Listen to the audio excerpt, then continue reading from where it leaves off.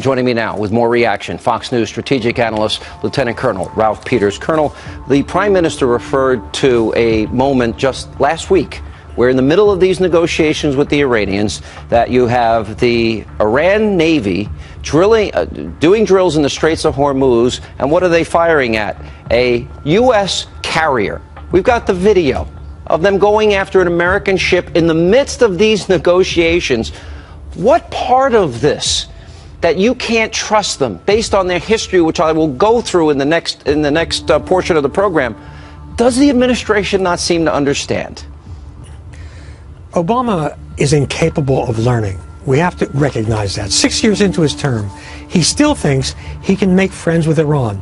It is stunning. And you know, for Americans, the most important point that Bibi Netanyahu made today was that in the Middle East today, dealing with Iran and Islamic State, the enemy of my enemy is my enemy. Obama just can't figure that out. But I am convinced, Sean, absolutely convinced, that Obama and Kerry and company have accepted that Iran will get a bomb. They just don't want it to happen on Obama's watch. They want a decent interval of denial. And meanwhile, as you heard, our president's pathetic, spiteful rebuttal petty. Just petty. I mean, Obama is a spiteful failure as president, and we've just got to get through the next 2 years. But Israel means business.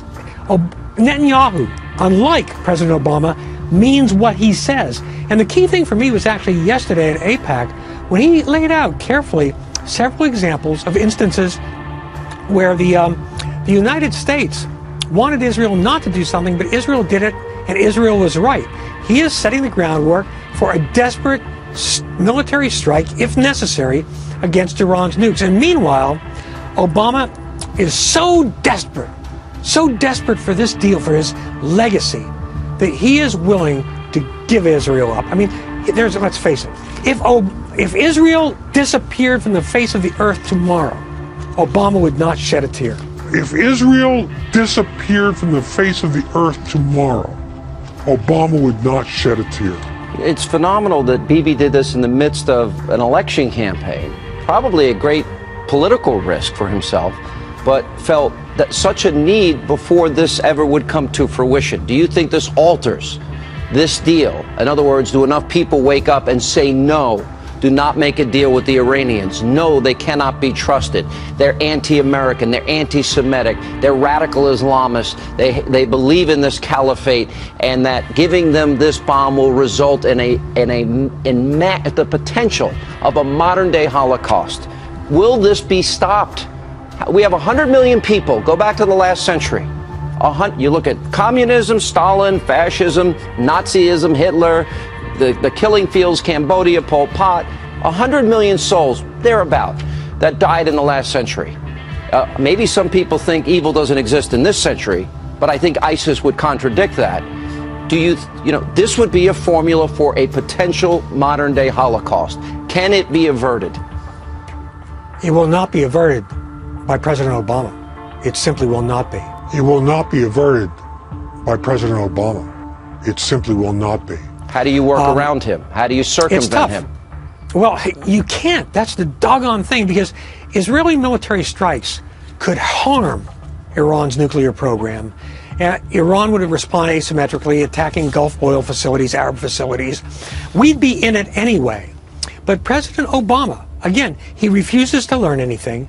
He vilifies Israel. He's got that whole left-wing Chicago, Saul Alinsky, Columbia view of Israel as an imperial aggressor, as the United States as inherently guilty, and he idealizes foreign actors. You know, today when he was being so petty and spiteful and angry about Netanyahu's speech, wouldn't it have been great to see that kind of flaring anger from Obama about Vladimir Putin's aggression or about the ISIS beheadings? Yeah. We've never seen that anger from him, but he directs it toward Bibi Netanyahu. And I can only say that, man, I'm ashamed and embarrassed of this president, and I am on Israel's side. I think most Americans are. And the one thing Netanyahu did accomplish today, with that masterful, forceful, direct speech, he made it almost impossible for Senate Democrats, for most of them, to vote for a bad deal. And Obama and Kerry are about to deliver a very, very, very bad deal for Israel and for the United States of America and for freedom and the world. I am equally embarrassed. And by the way, the president doesn't speak for me. And I stand with Israel on this. I have the same moral clarity as the prime minister. Colonel, good to see you. Thanks for being with us.